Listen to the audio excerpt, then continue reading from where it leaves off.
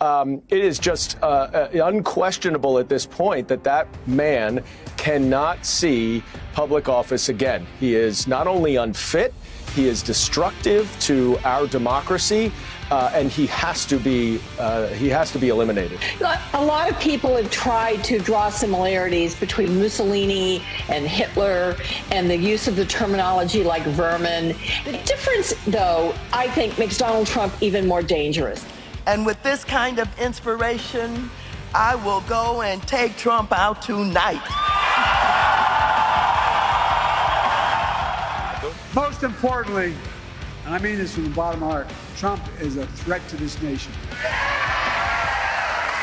They're still going to have to go out and put a bullet in Donald Trump. They see something that said, take a look at what happened.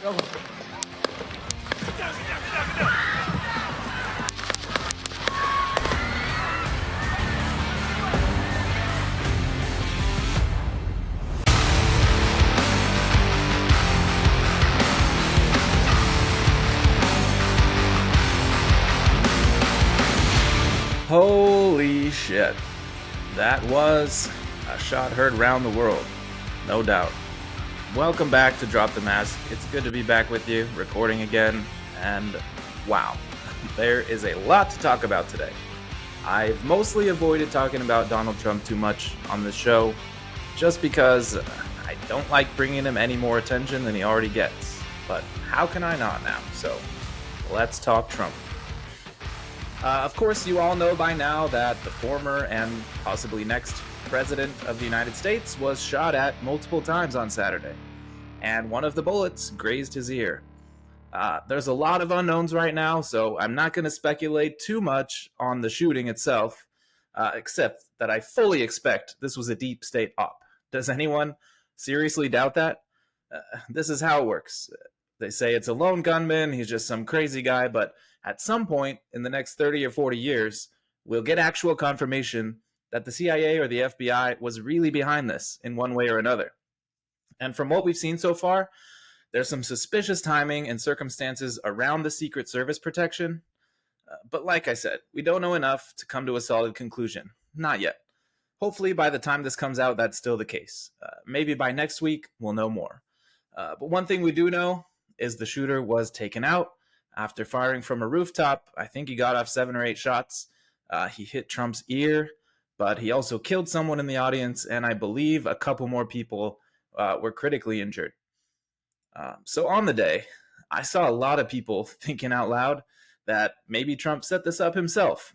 And for a minute, when I first saw this, that did cross my mind. But the fact that other people were hurt and killed, and then just the idea that Trump would say, hey, let's have a bullet go right by my head. No, hell no. That's just not happening. If it's me, no way. So I don't think it was staged, and we definitely don't know enough to draw any real conclusions. I did also see some people saying it's Nikki Haley behind this, jokingly, I think. I mean, she does have the most to gain from Trump's demise, if you think about it. But no, I don't think so. What we do know, at least on a high level, is why this happened. What you just saw in the opening clip were just a handful of high-profile people on major news networks spouting out this hyperbolic rhetoric against Donald Trump. They've spent the last 5 years completely brainwashing the public into believing that he's a big racist, he's a Russian asset, he's going to turn the country into the Handmaid's Tale, he's inciting insurrections, all the craziness. It's nothing new for the media to get hyperbolic about a president. But with Trump, it reached a different level than we've seen, at least in my lifetime. And I'm not losing sleep over that. The bad part is that they also cast his supporters as these same things. That's what's wrong. That's what the evil part is. I don't care about Donald Trump as a politician. He's not my guy. But to label half the country as these deplorable, white supremacist, Russian-loving traitors is going to lead to some real problems. If they take out Trump, his supporters are not going to take that well. They're not monsters, but they aren't always the most pleasant people either. And for sure, that's going to make things worse. And also, if you get a violent incident, violence tends to grow exponentially once you unleash it. And that is what I don't want to see. So if you keep saying things like Trump has to be eliminated, he's an existential threat, he's the next Hitler, then of course, this is the logical outcome of that rhetoric.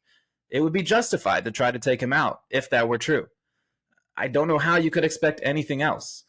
And they have to know that. They're all pretending right now they don't want any political violence, but the media elites have either been duped into believing this themselves, or they are the ones doing the duping.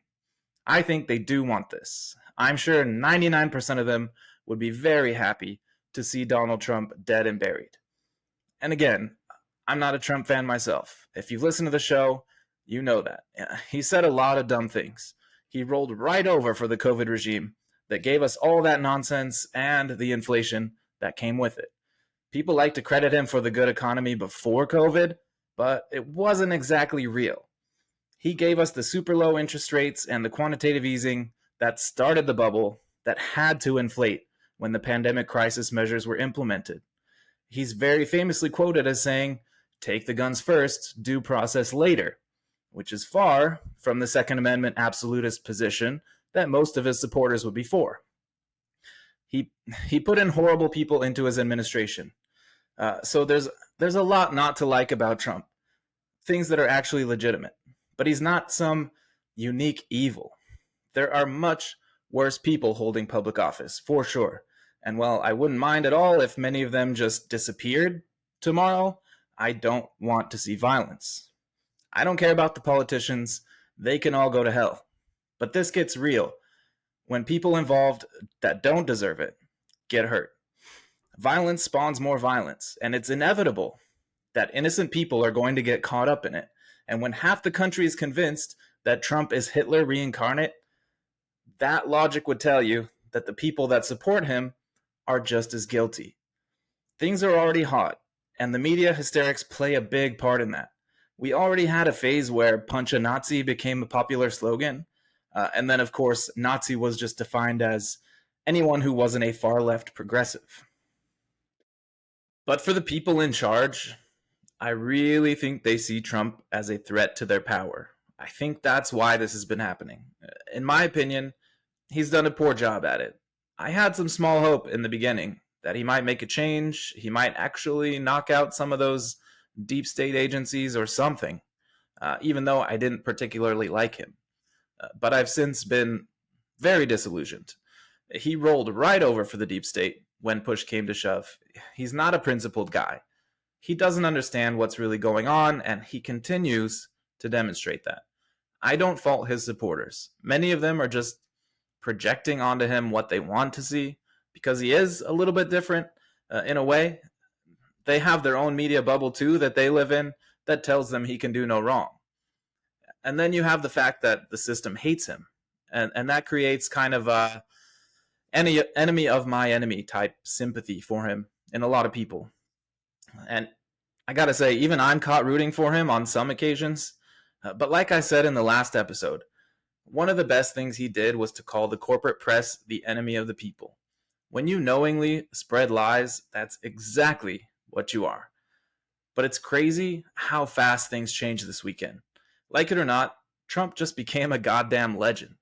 The last president to get shot was Ronald Reagan. Reagan was also not great on a lot of things, but you have to give him credit for his role in helping along the fall of the Soviet Union without an all-out war.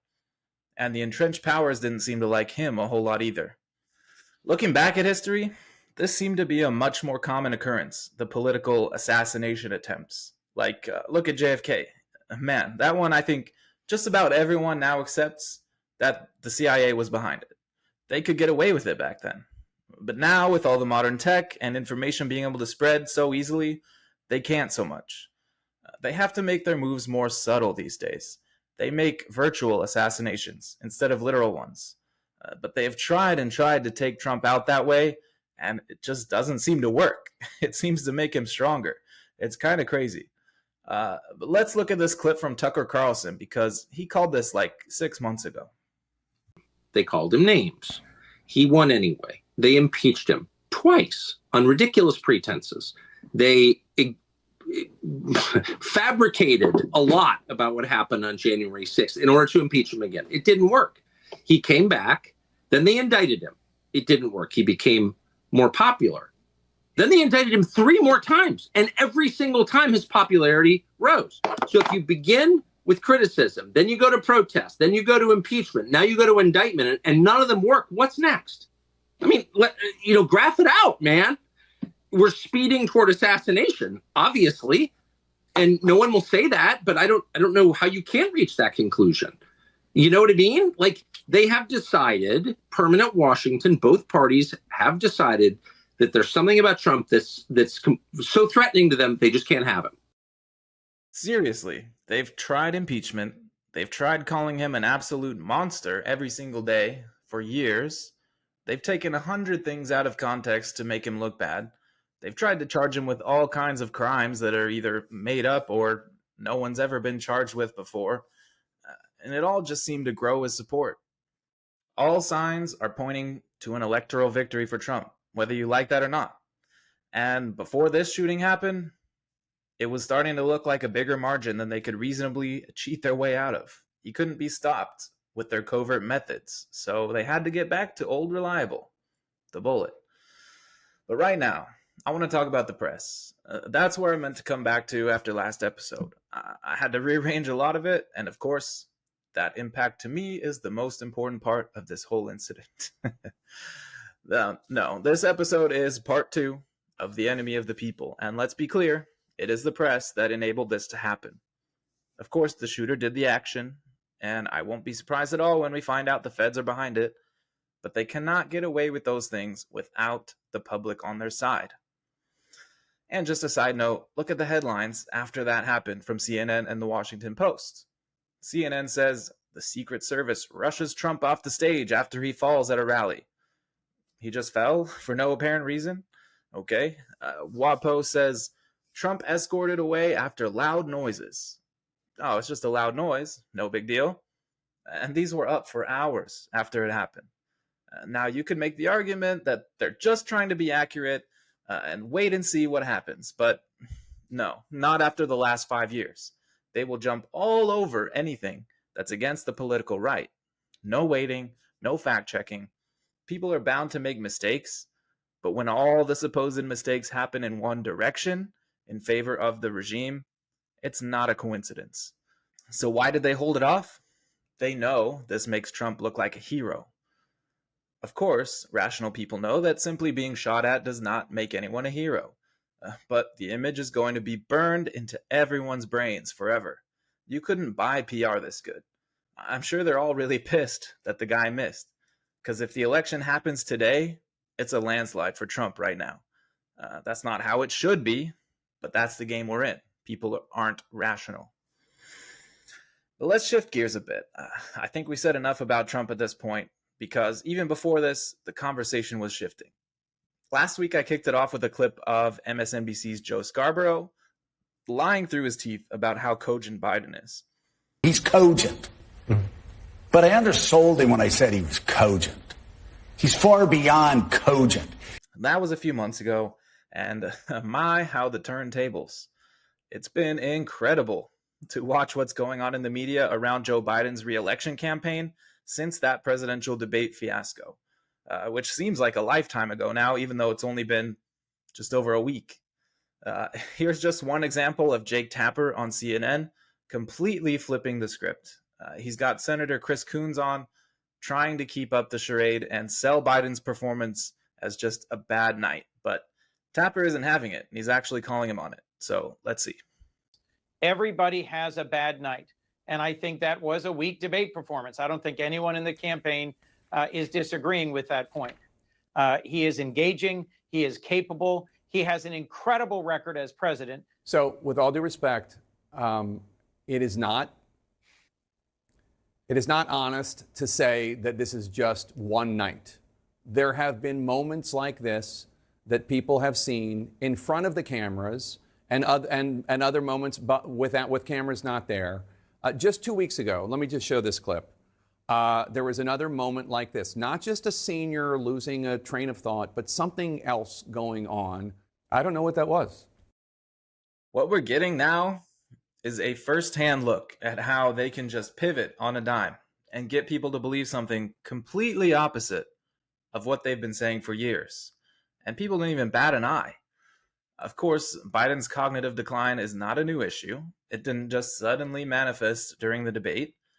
Anyone honest has known about it for years. But the media has swept this under the rug for their audience, who still somehow believes the news is real. There are many of us that can see through it. And once you do, it's not that difficult to see it in other places. But the masses are still following along obediently. It's not always this obvious, like with the Biden situation. So my goal here is to show you how they operate when it is obvious, so that you can recognize it for yourself when it's a little bit more subtle. So let's rewind a bit. The last episode was all about how the media has been running cover for the regime. And it's always been that way, as far as I can tell. There are a few honest journalists out there that are really trying to get to the truth, but it's such a small group. It's got to be less than 1% of them. And it's not necessarily that the individual people are evil or something.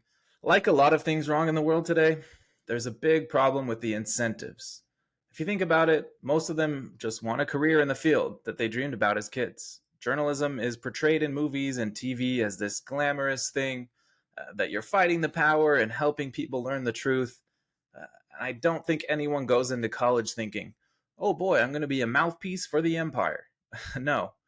They fantasize about being the one to break a big story, expose corruption, and maybe someday making it as a famous news anchor. But when they get in, they're just trying to make a living. They want to be able to feed themselves and their families, just like the rest of us. And don't get me started on the college scam that leaves people in debt, and therefore much more likely to fall in line so that they can try to work their way out of it. But they're playing the game that exists. They do the job they're told, because if they go off script for one of these giant media companies, they're out. And because there are way more people looking for those journalism jobs than are needed for the amount of real news that exists, they don't have a lot of choices. So, hey, a little fake news here and there won't hurt, right? But think about what kind of power that creates for the people that are in charge. And I said last time that it's hard to tell which is worse, the corrupt politicians or the media. For most people, it would seem like the politician is the obvious choice. They have the real authority to do the bad stuff, like starting wars and stealing your money through taxes and inflation, or putting people in jail who don't deserve it. But they can't do that stuff without having public opinion on their side. And there's a very tangled web of media companies, news and entertainment, that help them do just that. So it's kind of a chicken and egg thing. Which is worse? Or which is really in control? In order to be in the club, journalists have to play by the rules. But in order for politicians to maintain their legitimacy, they have to have a positive public image in the press. The problems this causes can be horrific. Just so you have an idea, the kinds of things I'm talking about. Look at the cover-up around Jeffrey Epstein. It was pretty widely known that he was dealing in trafficking young girls. You might remember this story coming out where a reporter at ABC was upset that they wouldn't let her break the story. I've had the story for 3 years. I've had this interview with Virginia Roberts. We would not put it on the air. First of all, I was told, who's Jeffrey Epstein? No one knows who that is. This is a stupid story. Then the palace found out that we had her whole allegations about Prince Andrew and threatened us a million different ways. We were so afraid we wouldn't be able to interview Kate and Will that also quashed the story. And then Alan Dershowitz was also implicated in it because of the planes. She told me everything. She had pictures. She had everything. She was in hiding for 12 years. We convinced her to come out. We convinced her to talk to us. It was unbelievable what we had. Clinton. We had everything. I tried for 3 years to get it on, to no avail, and now it's all coming out, and it's like these new revelations, and I freaking had all of it. I'm so pissed right now. Like, every day I get more and more pissed because I'm just like, oh my God, what we had was unreal. Other women backing it up. Hey, yep. Brad Edwards, the attorney, 3 years ago, saying there will come a day when we will realize Jeffrey Epstein was the most prolific pedophile this country has ever known. And I had it all 3 years ago. Yeah, okay, so note that she's not mad that there were crimes against minors being committed. She's mad that she didn't get her moment to be the one to expose it. So I don't really feel sorry for her. But the fact that the people at the top knew about it and consciously chose to bury it is disgusting. They knew Epstein was running this pedo island, and very powerful people could be implicated in it. And they decided not to run it. This is the kind of sick people that we're dealing with. And of course, everyone knows the story. Epstein allegedly committed suicide in jail, but come on, I don't think anyone believes that. And apparently, no media curiosity about that. His partner, Ghislaine Maxwell, was also arrested later. She was tried and convicted of sex trafficking, but somehow we don't know who she was trafficking to. It's still not on record. No mainstream journalist apparently wants to pursue that either. And because of this leaked video, we now know ABC was apparently willing to squash the story because the British Crown wasn't happy about it, because one of their own would be implicated. And we know former President Bill Clinton is all over those flight logs as well. So yeah, anyway, I think the relationship between media and government is mutual, and one that's always going to be the outcome when you have a powerful government who's able to control media to a large extent. They set the regulations that these companies have to abide by. And then also, they can say who gets access to the politicians for their stories. And reporters are also seeking the status in that hierarchy, which is a pretty natural human thing to do. So having a government with any kind of power to do these things might just be the root problem. But the media has more control than most people think. All this reminded me of a podcast I saw a couple years ago. I saved this back then because it was making a lot of sense. It put together some thoughts that I had been working through, and now it seems kind of obvious, but that's why I want to share it, to plant that seed, if you haven't had it yet. It's all about that power dynamic between media and government. And it's Michael Malice arguing that media are really the ones running the show. In a lot of ways, I do think it's true. Although I would add that the lines between the two often get blurred, and they kind of act as one entity. So here we'll kick it off with an explanation of what they're trying to do. What I think the issue is, as COVID is receding as an excuse for cultural and social control and political control, both by media outlets and governments, they need a new excuse in order to have, total domination over people's lives. And it's going to be really hard to find one because a pandemic makes sense. This is something that affects literally everyone. This is something where you can only have quite limited control in terms of how it spreads. It's a virus, quite literally, it goes viral. But if you're going to pivot from that to kind of white supremacy, first of all, that's less tangible. Second of all, the number of people who identify as white supremacist is virtually nil. And it's very hard to tell these truckers, for example, who are like, I don't believe in these mandates. Well, the only reason you care about that is white supremacy. It's like, well, the white supremacy is I'm driving through the snow and putting my life in danger all the time because this is the most dangerous job on earth. So they don't know where to pivot from, the last couple of years where they've had a great excuse to completely control every aspect of people's lives. Just for some background on these clips, at the time, the COVID measures were finally starting to go away. This was in 2022. And it's been some time, but the truckers that he's referring to were the Canadian truckers protesting that got just railroaded by the government there. They got their bank accounts frozen, and the media worked up the propaganda calling them all white supremacists because they were against vaccine mandates.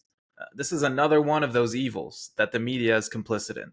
They're more than happy to tell those fake stories because it advances the government narrative. But the bigger idea here is that they always need something. They need some boogeyman that they can shove in our faces to get you scared. Something that gets people animated against each other, because that gives them control. A fearful population is going to be looking for someone to save them, and they're going to keep on coming back to the news to know who the bad guys are and who they need to hate. And surprise, it's never the ones who are really in charge and causing all the problems. The pandemic was a godsend for them. It opened up new avenues of control by fear that they could only dream of. They got people snitching on their neighbors, yelling at each other in the grocery store, broadcasting their self-righteousness everywhere all the time, saying, "Look how obedient I am." And then they sold the lie that COVID was a pandemic of the unvaccinated, while they transferred trillions of dollars to the elites. This is the kind of evil I'm talking about. Let's see Chris Williamson, the host of that show, Modern Wisdom, where this clip is from. Watch him come to this realization. Dude, I've just thought of something. So, you know how a lot of the time people get... one of the concerns that you have from more libertarian or conservative type people is that during a crisis, the government is then going to overstep, and a lot of the rights that they seize from you during this time of emergency are ones that you don't get back. What it sounds like you're saying here is that there is an equivalent with the media, that the media raised the water level of the neuroticism, the anxiety, the ambient anxiety that pervades through everything, and sort of the volume of vitriol that is in the press, and they also aren't keen about allowing that. Dude, that's such a fucking interesting model to think about. The media are much worse than the governments. Yeah, so that's a pretty basic principle for people against big government. Those that know they will use a crisis to expand their scope of power and authority. And it's maybe a cliche now, but there's that old line about whatever power you give government today, you will never get it back. But the media are even worse than the governments, according to Malice, because they're the ones who enable all of this. They're the ones who can ruin a politician's life if you step out of line. And this is a fundamental thing to understand. There is a class of people. You could call it the cathedral, the managerial class, the elites. They all believe that wholeheartedly, if we just organize everything right, we can transform humanity into this perfect thing. And this is at the heart of communist ideology. And as we know from history, every time they try, they run into the wall of reality. The reality is that you can't make humanity perfect. We're very flawed creatures. And when their designs don't come to fruition, they get mad. And anyone who they see as impeding progress gets the axe. On top of that, many of us have a deep distaste for being controlled. And of course, if you're observing reality, you realize that free human action actually creates much more prosperity that they're looking for than any central planner ever could. But let's get back to Malice again for some reasons why they're doing this. So the question that I have, that I always come back to, and it's the one that I keep on asking you about, is what is the end goal? Is it just that greater fear brings greater control? It gives you power, it gives you strength, it gives you money, and it gives you a status, because now everyone's looking to me to make decisions. So that's good for my ego and my sense of status. And it also, for many of the audience, it rationalizes their mental disquiet now, because they're filling a need as well. So they're not only creating a need, they're also filling a need among educated, urban, wealthy people who are kind of disquieted by their nature. Power, money, status, ego. These are some of the obvious incentives in play. But he also says that for the audience, it's rationalizing their mental disquiet. And I think that's a really understated line. So many people know that something's not right. Something in the world just isn't working as it should. Everyone can pick out certain problems in the world. Maybe not all of them, but everyone can see things are wrong. Like, let's look at income inequality, for example. People on the left are very concerned about it, but they think it's a product of free markets, and we just need more government regulation to keep things fair. So they'll rage against capitalism and have this idea that anything unequal is automatically bad. And the news is more than happy to amplify this because it's not targeting the real problem. Occasionally, they'll pick someone out like Donald Trump, and then suddenly they're obsessed with his tax returns and Trump University and every business deal he's ever done that has a hint of shadiness to it. And that eases people's minds in a way. It's offering an answer, even though it's a very low resolution answer. It's not the complete one. It also says to people that, yeah, we're going after this bad guy. Let's focus everything on him because he's a stand-in for the evil capitalist system. But they don't really care about inequality. They want the status as the heroes. They'll paint someone like Trump as an evil villain and then try to knock him down to show how good they are. And now, because they've painted this picture, and got people to buy into it, a more reasonable politician doesn't have the space to be rational or nuanced about it. Let's hear Malice share an example. But you cannot see it. Another example I used a couple of years ago was, let's suppose I'm a Democratic politician and I think Trump is dividing America. I think he's completely either a racist or he's fuming the fuels of racism to further his agenda. And I think he's an ass, and I think he's uneducated, and I think he's boorish. I think he has no business being in the White House. But I don't think he should be impeached or removed from office from a dopey phone call where he was fishing for something. That the impeachment has no one's been removed from office before. Does not reach that level. I can't, as a Democrat, go in front of my constituents who heard 4 years of Russia, and Trump collusion and keep my seat. I did not have that freedom. So it's very clear who's in charge of whom. Yeah, this is exactly right. In cases like this, it's clear the media is in charge.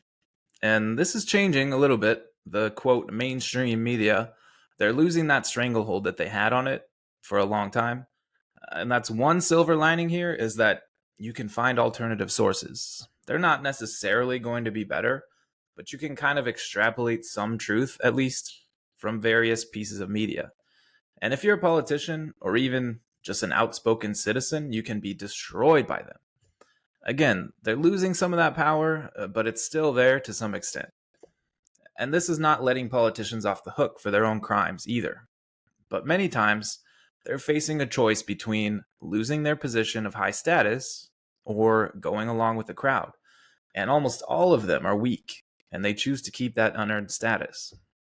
Let's keep going. Dude, that's such a good concept to keep in mind. That this is what conservatives get wrong. Conservatives think that the enemy are the Labor Party or the Democrats here, and we're going to kick Joe Biden out of office, or we're going to beat Jeremy Corbyn, blah, blah. That's not the issue. When you have Jeremy Corbyn is the tail, Joe Biden is the tail. The corporate press are the dog who are wagging that tail. Fuck, man. I'm not going to be able to get that out of my head. Yeah, if it isn't obvious by now, Biden isn't the guy in charge. He's not the true enemy. When Biden's gone, they'll put another puppet in his place. The fact that he can remain president when his mental faculties are fading fast should prove that. And I mentioned last time, Trump's presidency was another example of that in a different way. See, he thought he could actually come in and run the show. As president, you might think that's the case, but again, it's obviously not. For better or worse, the president is not in charge. One more clip from that episode to wrap it up. It's just when you see something that ties all of the threads together, that's like a common, a single concept like that, that the goal of the press is to keep the volume high. That's actually what they're trying to achieve. And it explains why so many topics recently have been overblown. When you see, like, why the fuck? Endless stories in mainstream media about Rogan, about who he's had on the show, or about what he said in the past, or about whatever, and then reactions to the reactions, and then has the White House said something, or the Canadian truckers, or just pick whatever it is. Because you're right, you know, if you've got a huge vat of anxiety to fill, and the pandemic starts to slowly get lifted out of that. Okay, so we didn't quite finish the thought there, but yes, the goal of the press is to keep anxiety high. It validates people's own anxiety in their lives. It externalizes it, rather than people actually fixing problems with themselves. So when they don't have something like a global pandemic to ratchet up that anxiety, they're going to find anything they can to fill that void. Trump's a Nazi, the world's heading toward extinction with global warming, police are all racist, Republicans want to take your rights, whatever it is. It's all trying to fill this need that they have to keep themselves in power. Because you're going to keep coming back to find out who the bad guys are and what you should believe so that you can be on the good side without actually having to do anything real. I want to share one more perspective on this topic. This is from a few weeks ago. Orrin McIntyre was on the Tom Woods show talking about his book, The Total State, which is very good, by the way. I highly recommend it. But this is going to help us narrow down a little bit further who's in charge and who really are the bad guys. It's at least within the realm of possibility that the state could simply engage in like it has the brute force to engage in mass censorship, but it's not going to do that because even a lot of people let's say on the left, might even object to that. And a lot of people would say that was way over the top. But by and large, what we've seen developing within our lifetimes is something quite different. It's a kind of a management of society that is more subtle than a massive censorship or re-education campaign in concentration camps. And in a way, I do like Noam Chomsky's phrase, the manufacturing of consent, because that is actually what's gone on. So it is more subtle. That's a key point. The government could brute force us into compliance. Think of like a Nazi Germany or Soviet Russia level of propaganda where you really have no choice at all. Comply or be sent off to a death camp. That's obviously not what we have in America today. And people think that because it's not that, then it must be good. We have a free press. It's in the First Amendment, right? So Woods brings up manufactured consent, which is the title of a famous book by Noam Chomsky. It's also a very apt description of how things work. The media is manufacturing consent for the government, that they're responsible for selling all the wars and the things that we would normally find atrocious. But the amount of power that they have to get people to go along, seemingly of their own free will, is pretty wild. Chomsky outlined a 5-point propaganda model that can be helpful to understand how this works. He seems to be more on the side of the government being the dog wagging the media tail, kind of the opposite of what Malice was talking about. But like I said, there's kind of an odd chicken and egg relationship between them. I don't think it's a one-way thing. They're symbiotic. They grow together, and they're each key to each other's power. So Chomsky complains about the size of these companies, their profit motives, and advertising revenue that can create some obvious conflicts of interest. Those are numbers 1 and 2. The third point is what I went into detail on before. That's what he calls sourcing mass media news. This point argues that the large bureaucracies of the powerful subsidize the mass media, meaning with access to people on the inside, reporters get the benefit of a routine source that they don't have to work very hard to find. And of course, they also get the status of hobnobbing with these government elites. The fourth point, Chomsky calls flack and the enforcers. Flack refers to the negative responses to a media story. And I think everyone has seen this, just in online comments and social media. A ratio on Twitter is a good example of this. Enough flack can be detrimental to those outlets. You know, they can lose advertisers or even have legal costs if it gets bad enough. And if this is just individuals responding negatively to a story, that's a good thing. If something's reported wrong or it's just obviously pushing propaganda, they should get flack for it. But what also happens, and can often be more effective, is that organized efforts by powerful interest groups make it look like there's a ton of flack. And just knowing that that tidal wave of rage is going to be coming at you can be a deterrent to reporting certain kinds of facts or opinions. And this is why certain topics are just off limits in our current discourse. Think of non-governmental organizations like the SPLC, the ADL, the WHO, even the NRA. These groups all have their priorities. They're very organized, some more than others, but they make sure that their favored stories get covered, and the ones that they don't like are smeared as racist or whatever stupid thing.